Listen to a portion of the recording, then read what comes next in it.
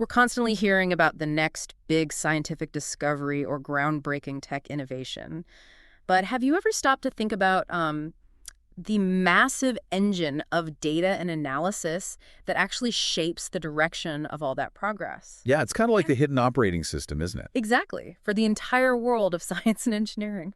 And that's exactly where we're diving in today.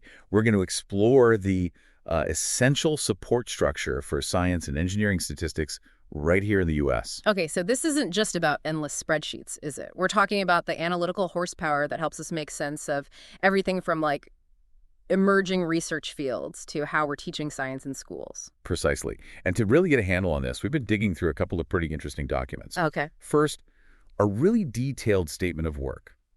We think of it as the ultimate to-do list, for a major indefinite delivery indefinite quantity contract, or IDIQ. Right, IDIQ. Got it. And then we looked at the official call for bids, the solicitation document itself. Now, for you listening in, and maybe government contracts and statistical reports aren't your usual bedtime reading. Probably not for most people. Right. So why should this conversation grab your attention? That's a great question. Think of this contract as funding the very deep dives that inform our understanding of how science is advancing, how competitive our technology is globally, and the state of STEM education. So it's the bedrock. It is. It's the bedrock of information that shapes really important policy decisions. So by understanding this framework, you're essentially getting a backstage pass Oh, like that. to the data that drives the future of science and tech in our country. It's kind of a shortcut to being seriously well-informed. All right, so our mission today is to unpack these documents, pull out the most crucial insights. We want to understand the sheer scale and purpose of this analytical and technical support contract. Let's start with the big question, the why. Who exactly relies on this kind of data and analysis? Okay, the key player here is the National Center for Science and Engineering Statistics, or NCSES. NCSES. Right. It's a core part of the National Science Foundation, the NSF. Ah, NSF. Okay, familiar. Yeah. Its creation goes way back to the National Science Foundation Act, which called for a central place to collect, analyze, and share data on our scientific and engineering resources. So it's been around. It has. But that mission was then really amplified by the America Competes Reauthorization Act of 2010. That formally established NCSES as we know it today. Okay, so NCSES is like the official record keeper for all things science and engineering in the U.S. What kind of records are they keeping? What's the focus? They focus on four main areas. First, research and development, R&D. Right. Second, the people who make up the science and engineering workforce. The human capital side. Makes sense. Third, how the U.S. stacks up globally in science, technology, and R&D, competitiveness. Super important. And finally, the state of STEM, education, science, technology, engineering, and math, from kindergarten all the way up. That's a pretty wide lens. How does NCSES actually get all this information out into the world? Well, they use a range of methods, but a big one is conducting around 15 ongoing surveys, along with, other data gathering and research projects. 15 surveys. Wow. Yeah, these surveys collect the raw data that NCSES experts then analyze to paint a picture of both our domestic and international resources dedicated to science, engineering, innovation, and technology. And then they turn all that raw data into something we can actually understand. Exactly. Each year, NCSES puts out about 30 publications, and these fall into a few key categories. Okay, like what?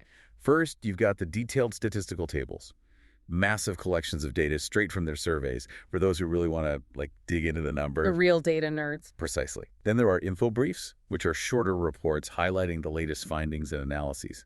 Think of those as the headlines, maybe. Okay, so those are the quick snapshots of S&T data. What else do they offer? They also produce regular overview reports. The Science and Engineering Indicators Report is a major one, really comprehensive look at the entire landscape. I think I've heard of that one. Probably. Similarly, women, minorities, and persons with disabilities in science and engineering gives us critical insights into who is actually in these fields. That's crucial data. Absolutely.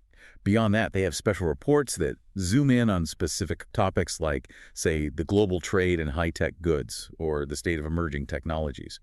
They even put out working papers, sometimes exploring newer or maybe more tentative findings based on their data.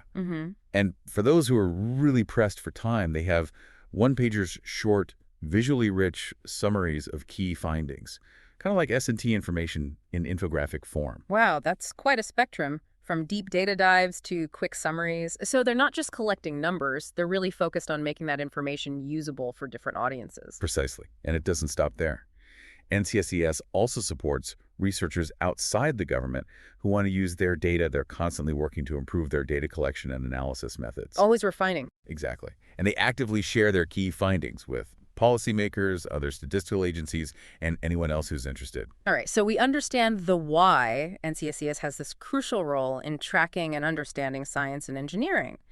Now let's get into the what. What exactly is the scope of this analytical and technical support that they're hiring out? Okay, so at the heart of it is this 5-year IDIQ contract for analytical and technical support services. 5 years, okay. And NCSES anticipates needing somewhere between maybe 8 and 12 individual projects or task orders each year during that 5-year period. It's 8 to 12 a year. Yeah. Of course, the exact number can shift depending on their budget and the complexity of the specific work they need done at any given time. And these task orders can cover a pretty broad range of topics within science and technology, right? It's not just one niche. Oh, absolutely not.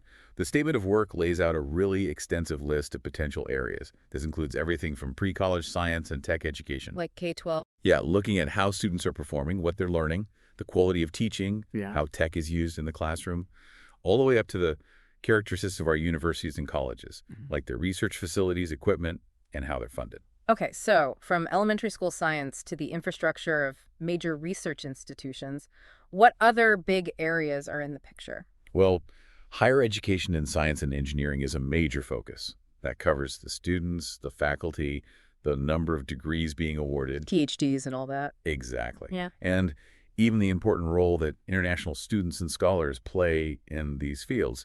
They're also very interested in the science and engineering workforce itself, its demographics, how the job market is changing, the movement of talent, both in the U.S. and internationally. Brain drain, brain gain, that kind of stuff. That kind of stuff, yeah. Research and development funding and collaborations are another key area, looking at where the money comes from, how different organizations and countries are working together, the flow of international R&D investment. Including the critical role of university-based research. It's really about mapping the entire innovation ecosystem. It sounds like they're trying to get a handle on every single aspect of science and technology in the country. What about the actual results of all this scientific activity? Yeah, scientific productivity is definitely on their radar. This includes looking at the number of scientific papers published, patents granted, and other research outputs. Citations, impact factors. Things like that. They analyze who's collaborating on research, how often papers are cited, and how information technology is affecting how research is published and disseminated. And patents, too. Oh, yes. When it comes to patents, they're interested in both national and international trends, patenting by universities, even the sort of legal and strategic considerations that influence patenting decisions. And in today's interconnected world, you can't talk about science and technology without thinking about how we compete globally. Exactly right. That's another key area. Focusing on how competitive U.S. high-tech industries are, what new technologies are emerging, our trade balance in high-tech goods, foreign direct investment in these sectors. So the economic side of things, too. Very much so. They also want to understand how all these S&T indicators differ from state to state within the U.S. Ah, interesting. Regional differences. Yep. And finally, a really important area is the public understanding of and support for science and technology. What does that entail? Things like general scientific knowledge, public interest in science, support for government funding of research where people get their science info, and even public beliefs about things often considered pseudoscientific. Wow, okay. It's about understanding the relationship between science and society. That's an incredibly broad set of topics. It's clear they need a real diversity of expertise to cover all that ground. That's absolutely right. The solicitations specifically encourages the prime contractors to bring in consultants and subcontractors with specialized knowledge. Because nobody knows everything. Exactly. It's unlikely any single organization would have deep expertise in all those areas. And across all these different topics, the contractor is expected to have strong skills in statistical analysis, clear data presentation, and effective survey design. So it's not just knowing the subject matter? No, it's also being able to rigorously analyze the data and communicate those findings effectively. Very important. Which brings us to the how. What kind of standards and expectations are placed on this work? Must be pretty high. Exceptionally high.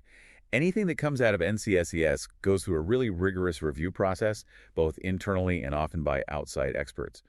The foundational principles are objectivity, Yeah. meaning the information is presented in a balanced, factual way without any political bias, and policy relevance, ensuring that the data and analysis are actually useful to a wide range of people, especially those making policy decisions. Objectivity and policy relevance, that sounds like a tricky balance to maintain sometimes.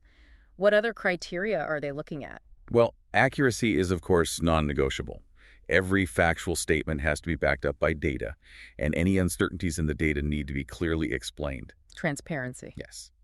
They also emphasize using appropriate statistical methods and sticking to NCSES's own statistical standards, along with providing thorough technical documentation so others can understand exactly how the analysis was done. So someone could check their work. Theoretically, yes. Proper citation of all sources following NCSES's specific style guides for tables, figures, and text is also essential. Think of it like academic rigor applied to government statistics. It sounds like they're really aiming for maximum trustworthiness and transparency. Exactly. Reproducibility is another key factor. The data analysis and calculations need to follow clearly laid out technical steps so that other researchers could, in theory, repeat the analysis and get the same results. Makes sense. They also look at the empirical quality, meaning the appropriate use of data and evidence from all available sources. Then there's technical consistency, ensuring that information across different NCSES reports and datasets lines up. But no contradictions. Right, or if there are apparent differences, they need to be clearly explained. Editorial consistency, meaning adhering to NCSES's style guidelines for both written content and visuals, is also crucial for making everything clear and easy to understand. And finally, metadata quality, providing comprehensive documentation of the data and methods so that NCSES can effectively act as a data repository for the long term. It's all about making sure the information is not just accurate now, but also understandable and usable in the future. Wow, that's a very detailed quality control checklist. And with so many eyes on this work, I imagine they often need revisions, right? Feedback must be part of the process. That's right. The contract explicitly states that the contractor needs to be prepared to make changes to their draft work based on feedback from NCSES staff, outside experts in the field, and even officials in policymaking roles. So flexibility is key. Absolutely. The specific procedures for these reviews and revisions will be spelled out in each individual task order. And given that the information is often used to inform important policies, I'm guessing there are times when they need answers? Well, yesterday. Absolutely. NCSES sometimes gets urgent requests for information, particularly from high-level bodies like the National Science Board, the White House Office of Science and Technology Policy, the director of the NSF itself. Big players. The big players. These often require what they call quick turnaround capabilities for analytic support. The contract even gives examples, like needing multiple data tables or formatted figures produced within a very short time frame, like maybe a day or two. Wow, high pressure. It can be. So the contractor needs to be flexible and have the ability to deliver high-quality work even under tight deadlines. That makes total sense. Now, let's dive into the nitty-gritty of the how in terms of the actual work. What kinds of services might a contractor be providing under these task orders? What are they actually doing? Okay, the statement of work outlines several main categories of services. One big area is analysis, research, and writing to support NCSES's ongoing reports, like that flagship Science and Engineering Indicators report we mentioned. Right, the big one. Yeah. This can involve everything from developing detailed outlines for chapters, digging up relevant information from all sorts of sources, actually writing the text, updating the data in tables and figures, performing the necessary statistical analysis. The whole 9 yards. Pretty much. And then creating clear and effective tables, charts, and infographics that follow NCSES's specific guidelines. They might also need to prepare focused sections on particular topics to be included in larger reports or presented as separate sidebars. And summarizing the key findings in highlights or executive summaries is also a common task. So taking complex data and turning it into clear, concise information for a variety of readers. That's the goal. So essentially helping to keep those major ongoing reports current and comprehensive. What about more one-off specialized projects? Exactly. They also need help with analysis, research, and writing for reports that focus on special topics. This involves creating detailed work plans that break down the topic, identify where the relevant data and research can be found, set timelines for drafts and other milestones. Project planning, basically. Right. The contractor would then be involved in gathering that information, writing the report, preparing any necessary visuals, and again, potentially contributing those focused sections or executive summaries to make the findings easily digestible. It's often a more in-depth exploration of a specific area within science and technology. It sounds like a lot of in-depth research and synthesis. What about the more direct work with the data itself, the number crunching? Yeah, that falls under analytic support. This includes generating specific statistical tables, figures, charts, and infographics from existing data sets, Which data sets? often from NCSES's own surveys, like the Survey of Doctorate Recipients or the Higher Education Research and Development Survey, but they might also involve data from other government agencies or even private sources. Oh. The contractor might also be tasked with finding statistical data from various places and getting it into a usable format, combining data from different sources into unified databases, cleaning up the data, checking it for consistency. Data wrangling. Exactly, data wrangling. And providing detailed technical writing to explain the data and the analysis are also key parts of this. This technical writing can even involve elements of what's called data journalism, making complex data accessible and engaging for a wider audience. Data journalism, that's an interesting skill to bring to the table for statistical analysis. Definitely different from just producing tables. Absolutely. Analytic support also includes doing literature reviews, creating annotated bibliographies, and synthesizing the findings from existing research. So summarizing what's already known. Right. They might also conduct some initial exploratory work related to surveys, like conducting interviews or focus groups, to help inform future data collection efforts or suggest improvements to existing surveys. And they could be asked to prepare short background or analytic papers on a specific S&T issue. Occasionally, they might even be responsible for organizing external reviews of NCSES's own work. Oh, interesting. Peer review, kinda. Sort of, yeah. Okay. Finally, a really important part of analytic support is reviewing draft NCSES products to make sure the content is accurate, the style is consistent with NCSES guidelines, and overall that they meet those high standards we talked about earlier. Quality control. Definitely. It's a real mix of research, analysis, writing, and quality control. So a real mix of research, analysis, writing, and even some project management aspects. What about more advanced statistical work? Yes, statistical and other quantitative analysis is another important category. This involves doing methodological work, developing and evaluating new ways to analyze and collect data, including working with really large data sets that might not come from traditional surveys. Big data stuff. Could be. It includes designing surveys and statistical samples, conducting exploratory analyses using advanced techniques like machine learning and other forms of data analytics. AI and machine learning in government stats. Interesting. Yeah. Determining if trends in the data are statistically significant, and performing more complex analyses like trend analysis, multivariate modeling, longitudinal studies using sophisticated statistical methods. So really digging deep into the numbers. Definitely. Often these tasks require bringing together data from multiple different sources to answer a single research question, or even building predictive models to try and understand future trends in the science and engineering landscape. Forecasting. Potentially, yeah. It's about using cutting-edge analytical techniques to extract deeper insights from the data. It sounds like they're really leveraging a wide range of analytical approaches. What about bringing people together to discuss these important issues? Does a contractor help with that? Yes, organizing and conducting workshops is another service they might need. This involves helping to identify and invite experts in a particular field, commissioning background papers to set the stage for discussions, coordinating the exchange of information among the participants, and then preparing formal reports that summarize what was discussed and any key findings. So facilitating expert dialogue. Exactly. The contractor might even be responsible for handling the logistics of these workshops, like arranging travel and catering. Yet with so many moving pieces involved in creating these major reports, project management must be a critical element, right? Keeping everything on schedule. Absolutely. Managing complex report production, especially for those flagship reports like the science and engineering indicators, is a key service. Makes sense. This involves helping to develop project schedules, tracking progress against those schedules, identifying any potential problems or roadblocks early on, and providing regular updates on the status of the report. Keeping the trains running on time. Basically, yes. They might also help NCSES keep track of all the different components of a report, from the individual tables and figures to the narrative text and the status of all the internal and external reviews. It's about keeping these large, complex projects on track and ensuring they get completed efficiently. Finally, you mentioned communication support. What does that involve? Is it like PR? Not quite PR in the typical sense, but more about effective dissemination. It involves providing expertise to help NCSES communicate its findings effectively. How so?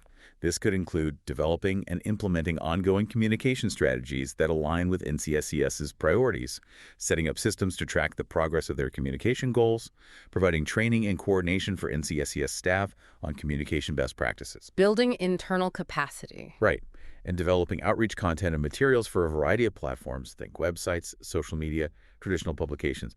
It's about making sure that the important information NCSES gathers and analyzes actually reaches the people who need it in a way they can understand. It's clear that this contract is intended to provide really comprehensive support across the entire spectrum of NCSES's work. Now, let's shift gears a bit and talk about the contractual and security aspects that were mentioned in these documents. It sounds like there are some pretty significant requirements in place there. You're absolutely right. When you're dealing with sensitive government data, particularly potentially identifiable data about individuals or companies, security is paramount. Has to be. In terms of managing the contract itself, the winning contractor is responsible for keeping tasks organized, managing any consultants or subcontractors they bring on board, and being ready to handle those quick turnaround requests we discussed earlier. There are also expectations around travel, although it seems to be primarily focused on meetings at the NSF headquarters in Alexandria, Virginia. Key deliverables include monthly progress reports. Standard stuff. Yeah, standard stuff, detailing what's been accomplished, what's planned for the next month, any potential issues with the schedule. They also need to provide a consolidated overview of all the task orders they're currently working on. It's about keeping NSF informed and the projects running smoothly. And this is all part of a larger contracting process, right? It's not just one contract. Yes, the solicitation indicates that NSF intends to award multiple IDIQ contracts through this unrestricted solicitation. The idea is to have several qualified contractors available to compete for the individual task orders. Ah, okay. So multiple winners, potentially. Correct. The contracts will have an ordering period of 5 years, and the total value of all the task orders issued under these contracts could potentially reach $35 million. $35 million, that really gives you a sense of the scale of the data and analysis we're talking about here. It does. The documents also include standard government contract clauses related to how task orders will be placed, the minimum and maximum size of individual orders, and the fact that these are indefinite quantity contracts, meaning the government is only obligated to order a minimum amount over the 5 years, but the contractors are obligated to fulfill orders up to that maximum potential value, $35 million in this case. It provides flexibility for NSF while ensuring they have access to the support they need when they need it. Gotcha. Now, security seems to be a major priority, as it should be when dealing with this kind of important government data, maybe even sensitive data. Absolutely. The solicitation dedicates a significant section, really, quite a lot of detail, to the security requirements and access protocols that contractors working with NSF must adhere to. Like what? Well, compliance with a whole range of federal laws and regulations is mandated. Things like FISMA, the Federal Information Security Management Act, various OMB directives, NIST standards for cybersecurity. Yeah, right. As well as specific security policies set by NSF itself. It's a multi-layered approach to protecting sensitive information. What are some of the key elements of these security requirements for the people working on it? One big area is personnel security. Contractors who will be working at NSF facilities for more than, I think it's 30 days, or who will have significant access to NSF's IT systems, will likely need a personal identity verification or PIV card. Like a government ID badge. Essentially, yes. Obtaining this card requires a background investigation.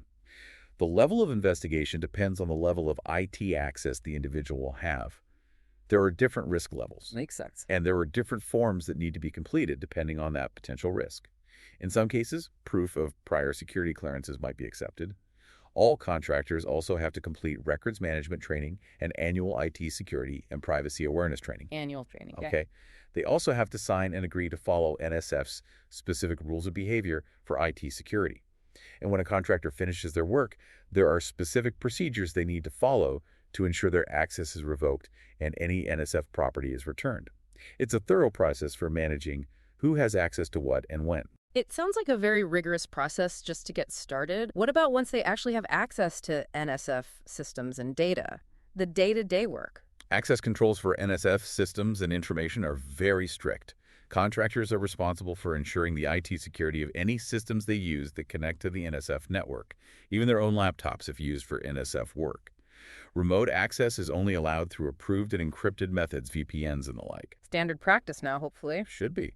The protection of sensitive information and personally identifiable information, or PII. PII, always a big concern. Hugely important. Things like social security numbers, contact information, demographic data collected in surveys. There are detailed definitions of what constitutes sensitive information, PII, and particularly sensitive PII. And contractors are responsible for identifying and safeguarding this data. How? Well, they are not allowed to use or share NSF information, except it's explicitly allowed in the contract, and any PII they store on their own systems must be encrypted, both at rest and in transit. Encryption is key. Absolutely. For any systems that will handle PII, they are required to conduct privacy threshold analyses and privacy impact assessments, PIAs, to understand and mitigate potential risks. And they must comply with the guidelines of the Privacy Act. It's all about protecting individuals' privacy while still being able to use the aggregate data for important analysis. So a real emphasis on data security and privacy at every single stage of the process. What other security measures are in place? System and information integrity is another critical area. Contractors are responsible for making sure any systems they manage are properly patched and maintained with the latest security updates. Vulnerability management. To keeping things up to date. Right. They also need to ensure that any applications they use are compatible with NSF's established security configuration baseline. While personally owned mobile devices can connect to some NSF resources, they typically need to be enrolled in NSF's mobile device services to ensure they meet security standards. Continuous monitoring of systems and ongoing security authorizations are also essential. There are requirements for regular security assessment and authorization (A&A) for major applications and adherence to FedRAMP guidelines if any cloud-based services are used. FedRAMP for cloud, got it. NSF also emphasizes proactive risk management, including managing risks within their supply chain of contractors. They expect contractors to fully cooperate with any security audits or investigations that might occur. And if something does go wrong? There are detailed incident response protocols in place. Contractors have to promptly report any security incidents, breaches, data spills, malware infections, and they have to preserve any data that might be relevant to an investigation.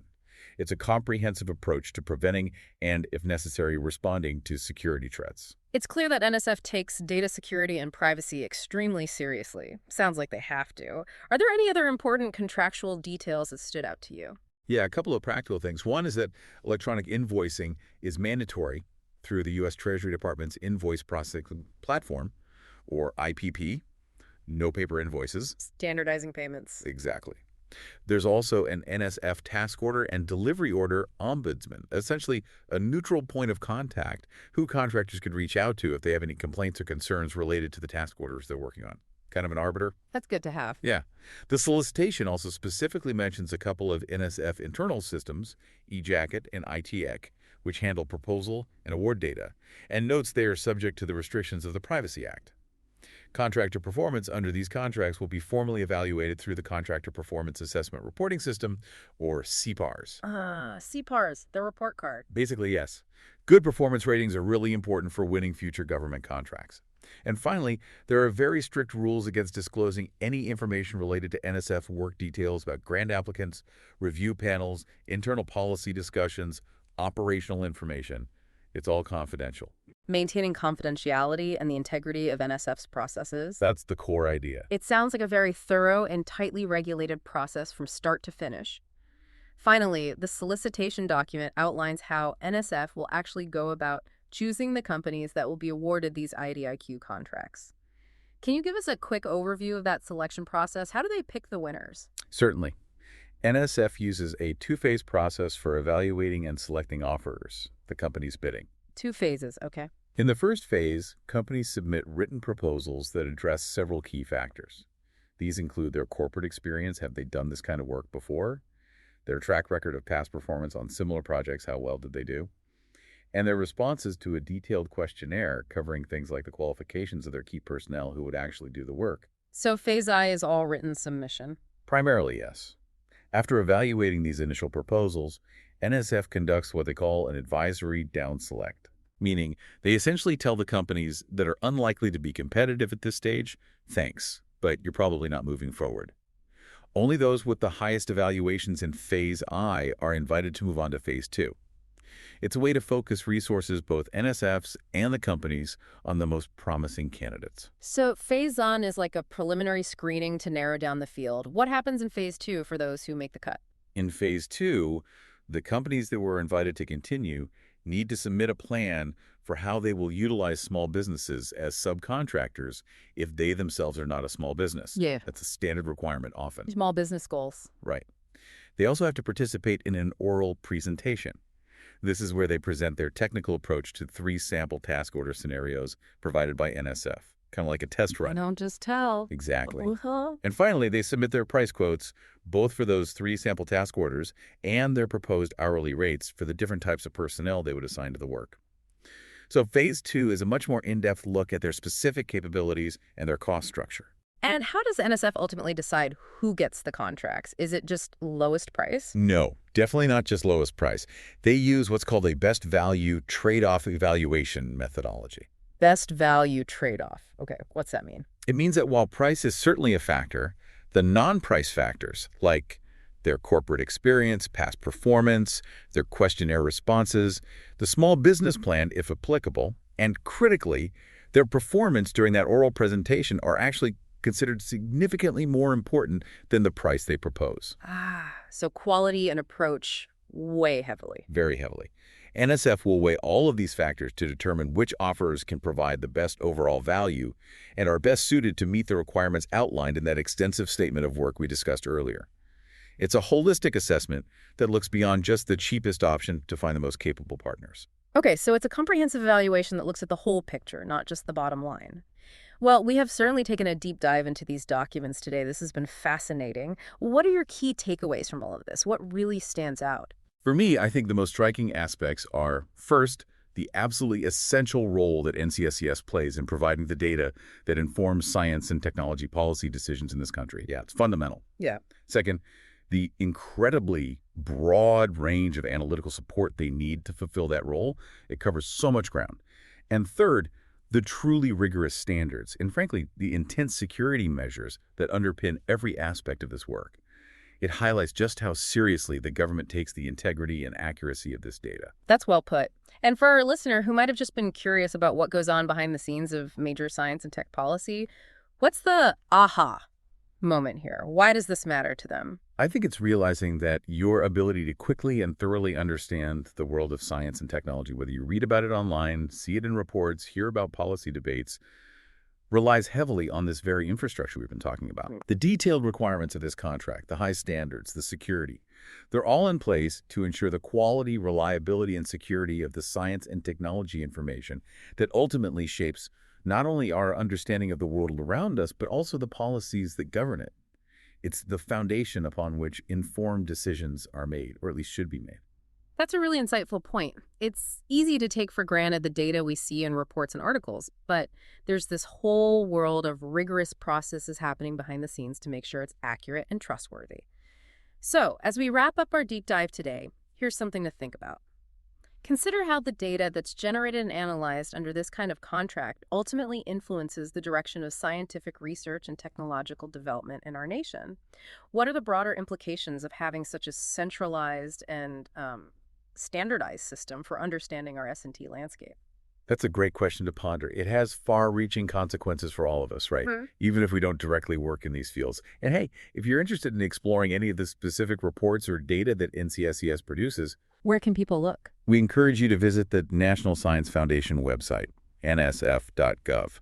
You'll find a wealth of information there that is directly supported by the kind of crucial work we've been discussing today. Yeah. It's a great way to see the impact of this behind-the-scenes effort firsthand.